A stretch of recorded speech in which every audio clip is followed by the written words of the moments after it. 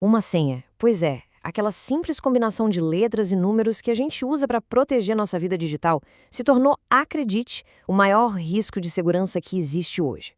Nessa nossa análise, a gente vai mergulhar fundo na crise de identidade que está mudando as regras do jogo e entender por que, de repente, a porta da frente virou o ponto mais fraco de todos.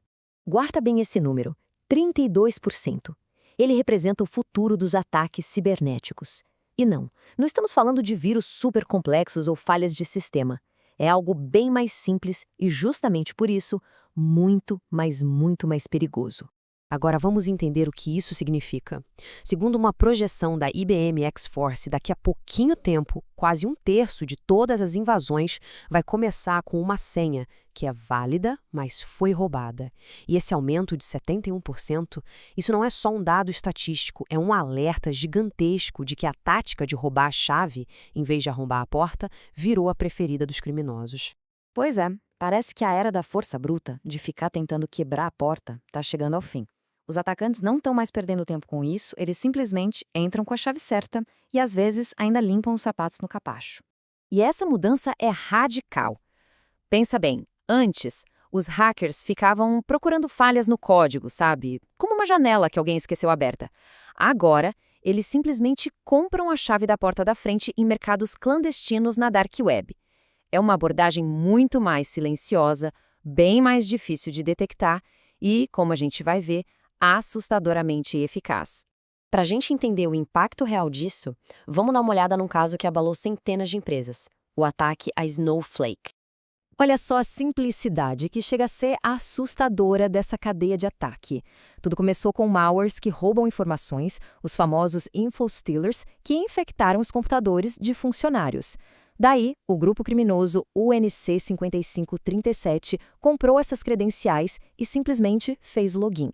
O ponto crítico de tudo isso, as contas não tinham autenticação multifator, o famoso MFA.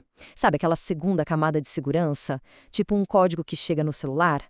Sem isso, a porta ficou completamente escancarada para o roubo de dados e para a extorsão. E o tamanho do estrago é impressionante. Mais de 160 empresas foram atingidas, numa única campanha. A gente está falando de gigantes como a TNT, Ticketmaster e Santander. E tudo por causa de logins que eram válidos, mas que não tinham aquela segunda camada de verificação. Agora vamos para um segundo caso, para ver como isso afeta infraestruturas críticas. A violação da Change Healthcare literalmente paralisou uma parte do sistema de saúde americano. O ponto crucial aqui foi que uma única credencial, uma só, de uma conta de suporte, funcionou como uma chave mestra. Ela deu acesso a um portal Citrix que, de novo, olha aí, não tinha MFA. E o resultado? Os atacantes ficaram lá dentro da rede por 9 dias inteiros antes que qualquer alarme soasse. 9 dias. O impacto foi catastrófico. Cerca de 190 milhões de registros médicos confidenciais foram expostos. É simplesmente um dos maiores vazamentos de dados de saúde da história. E tudo começou com uma única identidade comprometida. Mas olha, esses casos não são acidentes isolados, não. Eles são resultado de 3 grandes forças que estão, basicamente, alimentando essa epidemia de ataques baseados em identidade. O primeiro vetor é a industrialização do roubo de credenciais. A gente não está falando mais daquele hacker solitário no porão. Hoje existe um ecossistema inteiro de crime como serviço, onde um grupo desenvolve e distribui o malware e outro grupo só compra os dados roubados para lançar os ataques. É uma linha de produção. O segundo vetor é uma verdadeira explosão de identidades, que não são humanas. Pensa em chaves de API, contas de serviço, robôs. Em grandes empresas, o número de identidades não humanas já é 3 vezes maior que o de pessoas. São como funcionários fantasmas na rede, quase invisíveis, muitas vezes com permissões de acesso enormes e quase nunca monitorados como deveriam. E para completar, o terceiro vetor, a inteligência artificial. A IA agora está sendo usada para automatizar e acelerar cada etapa de um ataque de identidade, desde encontrar os alvos mais fáceis até se mover pela rede e roubar dados do jeito mais eficiente possível. A IA se tornou um multiplicador de força poderoso para os criminosos. Bom, diante desse cenário todo, a forma como a gente se defende precisa evoluir. E evoluir rápido. A pergunta é essa. E a resposta exige uma nova mentalidade e, claro, um novo arsenal de ferramentas. A defesa moderna basicamente conecta uma solução para cada ameaça. Para as credenciais humanas roubadas, a resposta é o ITDR, que é a sigla para detecção e resposta a ameaças de identidade, com plataformas como as da CrowdStrike. Para o caos das identidades não humanas, estão surgindo ferramentas específicas.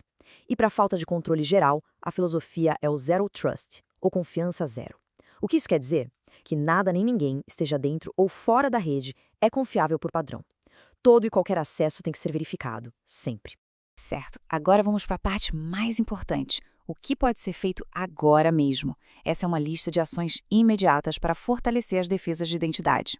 Primeiro, e talvez o mais importante de tudo, imponha o MFA em todos os lugares, sem nenhuma exceção. Segundo, faça uma auditoria completa de todas as contas não humanas para entender quem tem acesso ao quê. Terceiro, implemente uma solução de ITDR. Quarto, segmente as redes, para dificultar a vida de um invasor que conseguir entrar. Quinto, adote de verdade a mentalidade Zero Trust, de nunca confie, sempre verifique. Sexto, monitore ativamente se as credenciais da sua empresa estão vazando em fóruns clandestinos. E sétimo, treine as equipes para que elas saibam reconhecer e reagir a essas novas ameaças.